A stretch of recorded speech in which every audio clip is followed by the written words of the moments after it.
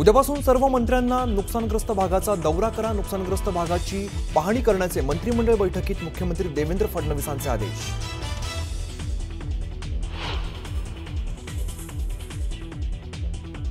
बीड आणि धाराशिवमध्ये एनडीआरएफ आणि एसडीआरएफ कडून रेस्क्यू ऑपरेशन सुरू, तर नुकसान आणि पंचनाम्याचं काम युद्ध पातळीवरती सुरू, मुख्यमंत्री देवेंद्र फडणवीसांची माहिती।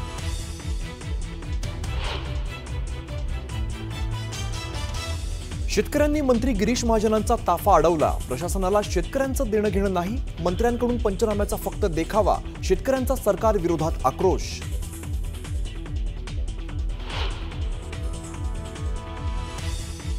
धाराशिवमध्ये सुरू असलेल्या पावसामुळे स्थानिकांच्या घरात शिरलं पुराचं पाणी, अनेकांचे संसार पाण्यात गेल्यामुळे ग्रामस्थांना अश्रू अनावर।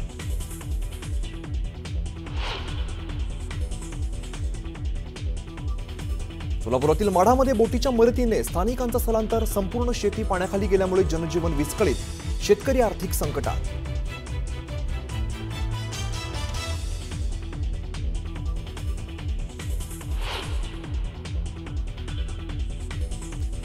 जालन्यात 10 महसूल मंडळात अतिवृष्टी, सततच्या पावसामुळे शेतांना तळ्याचं स्वरूप, बदनापुरात शेती पिकांचं मोठं नुकसान।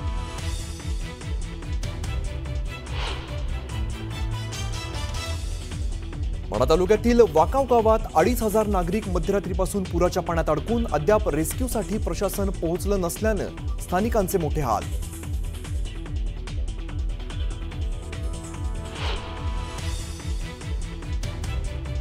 बुलढाणा जिल्ह्यात अतिवृष्टीचा तडाखा, तब्बल 2,58,000 हेक्टरवरील शेती क्षेत्र बाधित, ओला दुष्काळ जाहीर करण्याची शेतकऱ्यांची मागणी।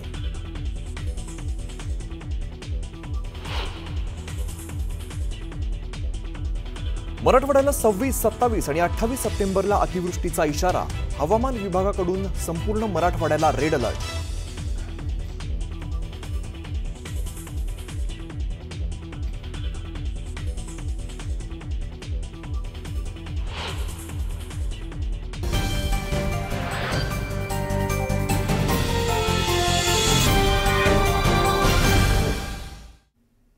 दुपारच्या बातम्यांमध्ये सगळ्यांचं स्वागत। नमस्कार, मी अमित गद्रे। मंडळी, न्यूज 18 लोकमत पूरग्रस्त शेतकऱ्यांसोबत आहे आणि न्यूज 18 लोकमत सगळ्यात आधी बांधांवरती पोहोचलेला आहे।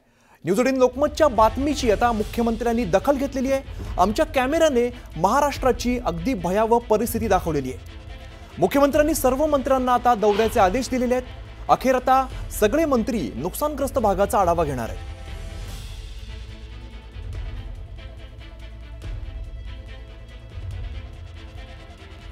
न्यूज 18 लोकमत पूरग्रस्त शेतकऱ्यांसोबत आणि न्यूज 18 लोकमतने सगळ्यात आधी बांधावरती जाऊन तिकडची काय परिस्थिती आहे, कशा पद्धतीने नुकसान झालंय, शेतकरी कुठल्या कष्टातून सध्या जात आहेत, कशा प्रकारे नुकसान झालंय, हे न्यूज 18 लोकमतने दाखवलेलं आणि या बातमीची मुख्यमंत्र्यांनी दखल घेतलेली आहे।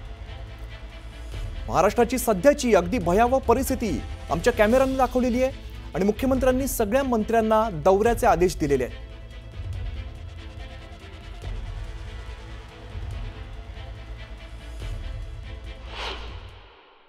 आज मंत्रिमंडळामध्ये याचा एक सविस्तर आढावा घेण्यात आलेला आहे। कुठल्या जिल्ह्यामध्ये काय परिस्थिती आहे याचा संपूर्ण आढावा आम्ही सगळ्यांनी घेतलेला आहे। उद्या पालकमंत्र्यांना किंवा सगळ्या मंत्र्यांना या पूरग्रस्त भागामध्ये त्या ठिकाणी आपण सांगितलेलं आहे की त्यांनी भेटी दिल्या पाहिजेत। मी स्वतः देखील काही भागांमध्ये उद्या जाणार आहे। फक्त आमचा प्रयत्न हा असेल की जिथे मोठ्या प्रमाणात मदत कार्य चाललंय त्या मदत कार्यावर कुठला ताण येऊ नये अशा प्रकारचा आमचा प्रयत्न असेल, तर त्याला उलट पूरक मदत काय करता येईल अशा दृष्टीने हे दौरे आमचे असतील। कदाचित तुमच्या आतापर्यंतच्या राजकीय कारकिर्दीत पहिल्यांदा असं झालं असेल की ओला दुष्काळ जाहीर करा म्हणून तुम्हाला मागणी करावी लागते, काय परिस्थिती आहे? निश्चितपणे आपण जे सांगताय ती वस्तुस्थिती आहे आणि मी सगळ्यात पहिल्यांदा IBN लोकमत आणि विशेषतः बडेजी तुमचं मी मनापासून अभिनंदन करतो, कारण शेतकऱ्याच्या प्रत्येक प्रश्नावर IBN लोकमत असेल आणि तुम्ही असाल कायमस्वरूपी त्या ठिकाणी शेतकऱ्याचा आवाज बनून तुम्ही सरकारच्या कानापर्यंत पोहोचायचं काम केलंय, त्याच्याबद्दल तुमचा पहिल्यांदा आभार। काही जे आता शासन निर्णय आहे त्याला राज्य सरकारकडे येण्याची गरज नाही। विलास बडे साहेबांचं मी शेतामधला सुद्धा फोटो त्या ठिकाणी पाहिला, ते ग्राउंडवरती आहे, मी सुद्धा ग्राउंडवरती आहे। आजच्या दिवशी फक्त हे तातडीने निर्णय घ्यावे म्हणून मुख्यमंत्र्यांना विनंती करायला आलोय. माझे सहकारी विलास बडे सध्या आपल्यासोबत आहेत, त्यांच्याकडे जाऊया. विलास, खरं तर न्यूज 18 लोकमत सगळ्यात आधी बांधांवरती पोहोचलेलं आणि जे झालं नुकसान जे झालेलं आहे ते आपण दाखवण्याचा प्रयत्न करतोय आणि त्या सगळ्या मंत्र्यांना दौरा करण्याचे आदेश मुख्यमंत्र्यांनी दिलेले आहेत.